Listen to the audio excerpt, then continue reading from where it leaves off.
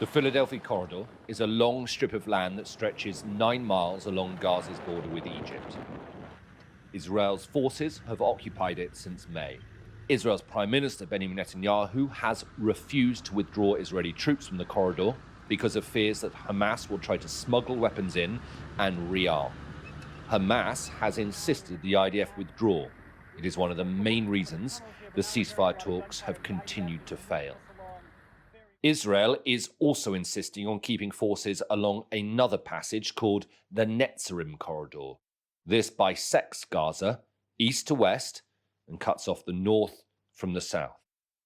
What the Hamas have been able to do is to move their terror troops from the north, from the south, to the different neighborhoods. And if you don't sever the north from the south, you cannot really blow up in a very systematic way that subterranean arena, neither in the north nor in the south. Using satellite images, a company called Forensic Architecture believes that Israel is building a third major corridor, this time in northern Gaza.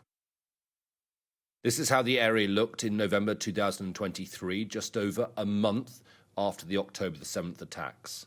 By January of this year, the IDF had cleared almost a square kilometre of land and appeared to be building a new road. By May, almost all the homes and farmland within a kilometre of the Gaza border had been bulldozed. And by June, the IDF had cleared a corridor more than 900 metres wide, right to the edge of Beit Hanun.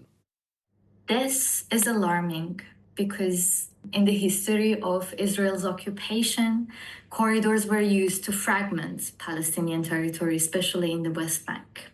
Corridors are actually well-honed colonial techniques of fragmentation and separation. And lastly, what these corridors are doing is that they will be preventing access, preventing return. Forensic Architecture says that to be certain of its conclusions, access would be needed to Gaza. But Israel has prevented international journalists and investigators from entering Gaza since October the 7th, and the corridors are now military no-go zones for Palestinians in Gaza. That is northern Gaza and the city of Beit Hanun on the horizon, which is where this third corridor is perhaps being built.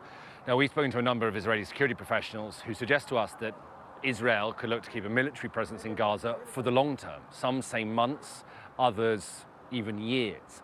Their working theory is that the IDF would use these staging posts to then launch attacks into urban areas, a bit like the way the IDF operates in the West Bank.